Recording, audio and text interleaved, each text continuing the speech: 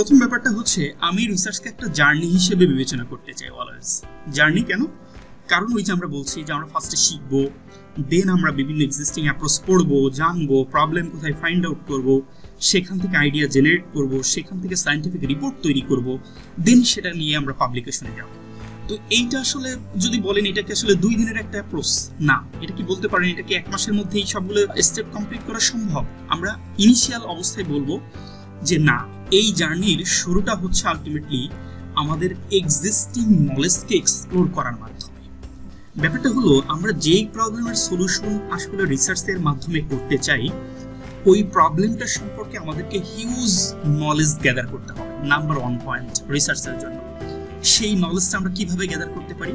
প্রথম ব্যাপারটা হচ্ছে এই যে একটা ক্লাস আমরা করছি, এখানে দেখেন আমি যেরকম কথা বলছি আপনাদেরকে কিছু বোঝানোর চেষ্টা করছি।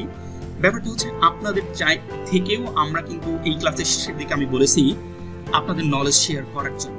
তাহলে এভাবে যখন আমরা কথা বলেছি একে অপরের সঙ্গে, এটা হতে পারে এই ক্লাস, হতে পারে কোনো ফ্রেন্ডের সঙ্গে, হতে পারে আপনি যে ফিল্ডে কাজ করতে চান ওই ফিল্ডের কোনো এক্সপার্টের সাথে।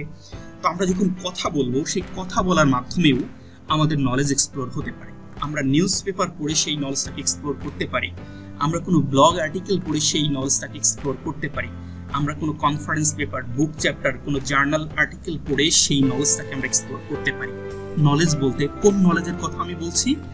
আমি যেই ফিল্ডে বা যেই ডোমেইনে রিসার্চটা করতে চাচ্ছি ওই ডোমেইনের বেসিসে।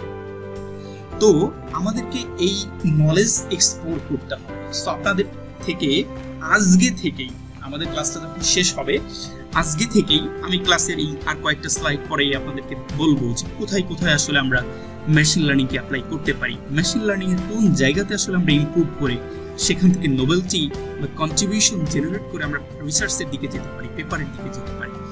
তো এই ব্যাপারগুলো আমরা যখন দেখব তখন আপনাদের কাজ যেটা হবে সেটা হচ্ছে এইরকম এক্সিস্টিং রিসার্চ পেপার পড়া স্টার্ট করা।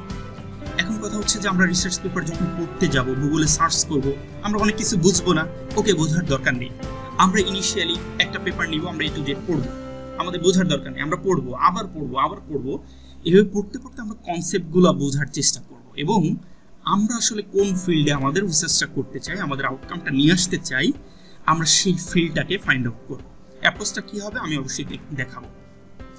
তাহলে প্রথম ব্যাপারটা হলো কি, যে আমরা যেই ডোমেইনে কাজটা করতে চাই সেই এক্সিস্টিং যে নলেজ বর্তমান পৃথিবীতে প্রেজেন্ট করে আমরা সেটাকে এক্সপ্লোর করব। 2 নম্বর কি হবে?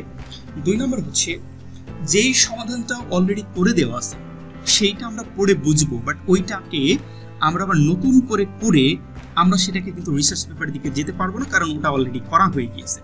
বাট আমরা আমাদের জানার জন্য, বোঝার জন্য, শেখার জন্য অবশ্যই সেটা পড়বো, অবশ্যই সেটাকে এক্সপ্লোর করবো এবং অবশ্যই সেটাকে ইমপ্লিমেন্ট করে দেখবো এবং আমরা সবাই ইমপ্লিমেন্ট করতে পারবো জাস্ট কয়েকটা ক্লাস পর থেকে।